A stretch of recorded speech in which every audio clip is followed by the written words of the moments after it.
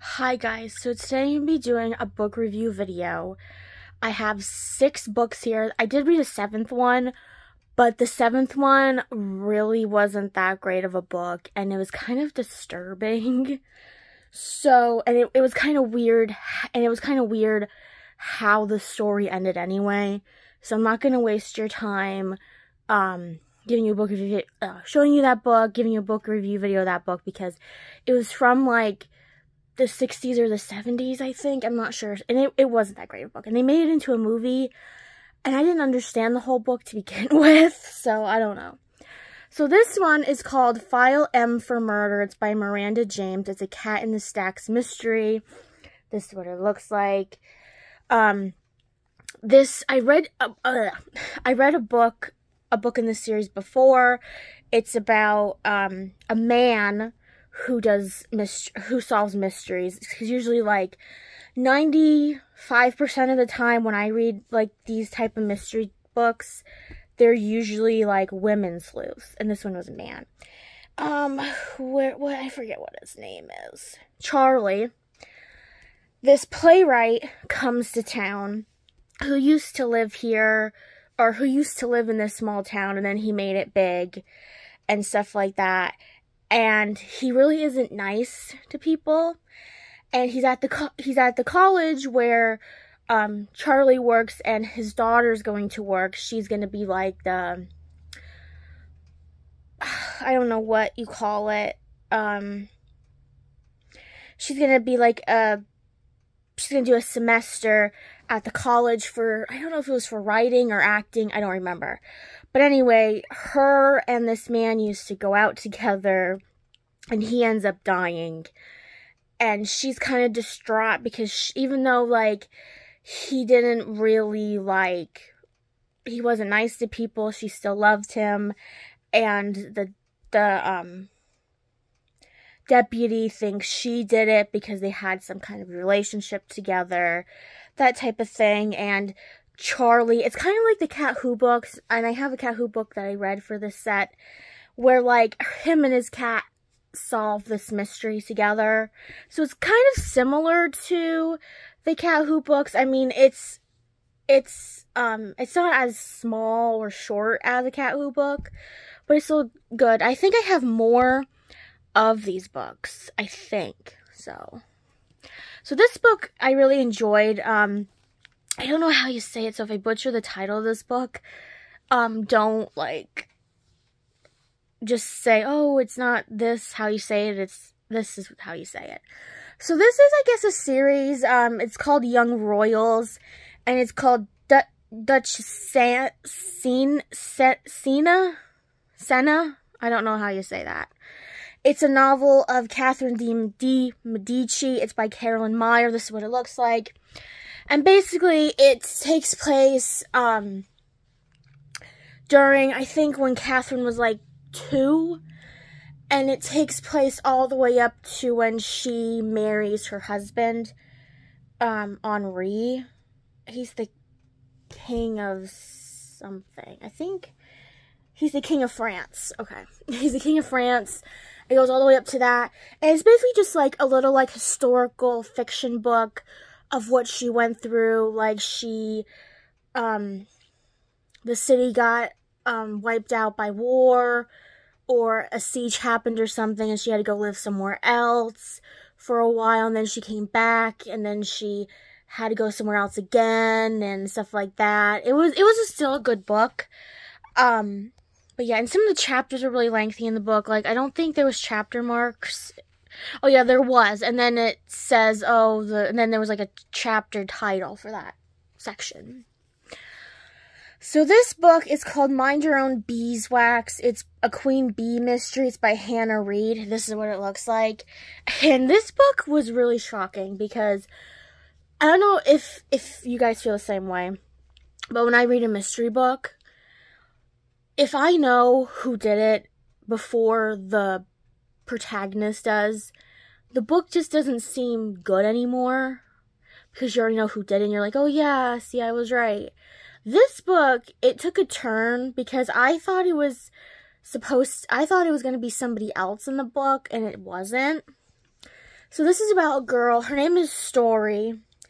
And she runs this, like, local food market where she sells stuff that her bees make, stuff that she makes from her bees, like beeswax candles, stuff like that. And this thing happens where this girl dies. And she's from this, like, wealthy family, I guess, or, like, a family that's been in this town forever. And they think the reason why she died was because there was this other girl there who she did something a long time ago, and she gets found dead too, but they think the police chief did it because this girl that died, the second girl that died, killed her dad, like, a long time ago, because she was in the same clique with Story, and they went to this place in the woods, and they partied and stuff like that, and then she went home, and, well, she didn't go home, she, like, drove her truck, or her boyfriend's truck, or whatever, to town, and she killed the then police chief's dad, because now he's the police chief. So it's I don't know if that really explains anything, but it was a really good book. I really liked it. Basically, it's just the one girl that died accidentally killed somebody in the past, and it was the police chief's dad, and they think, so Story doesn't have a good relationship with this police chief guy, so she ends up thinking it's him that did it, all these things, because they don't really like each other, and stuff like that. So this one is called Digging Up the Dirt. There was just a lot of mystery books in the bag that I picked this week, or this month. It's a Southern Ladies mystery. It's by Miranda James. Yes, it's the same author who wrote the File M for Murder book. That's what it looks like. And this one is about two older ladies who, this person is kind of like the same thing. This person comes to town, and they find, he inherits his brother's estate, and while they're there, and he was like the ladies' man when he used to live there, and he still is, and when the two girls go to his house, they find bones buried underneath this tree, and they think it was his brother's wife, because his wife was kind of falling for the brother that's in this book that now owns the estate, and they think that because they thought she was still alive, and when they find these bones, they realize that it's her, and that they don't know if the brother killed her because she was having an affair with the brother, or if the brother, like, did it or something, whatever.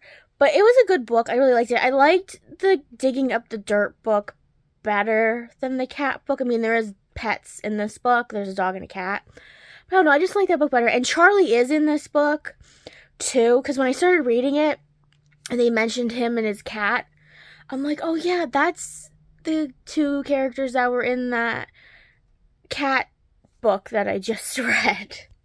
So yeah. So this one is the one I'm talking about. It's the Cat Who, I call it the Cat Who series. It's by Lilian Jackson Braun. It's called The Cat Who Came to Breakfast. This is what it looks like. And Quill solves mysteries with his cats. He has two of them, Coco and Yum Yum. And they go to this island that's called Breakfast Island because they want to get to the bottom of, like, these things keep happening to his friend's bed and breakfast. And the people that own the inn think it's the natives doing it because it used to just be, like, this quiet, tranquil place. And then it got bigger and bigger, like, as, like, a travel destination kind of thing. So then they built, like, hotels and all this other stuff, and the natives don't really like that because they liked it better when it was just them and, like, a couple people that would come to fish there, that type of thing, like a little tranquil place. I liked it. It was good. And it was a good book, because it really didn't have, like, a a murder in it. You know, it was like a book where it's just like a regular mystery book, like, oh, why are these weird things happening in this hotel / inn place?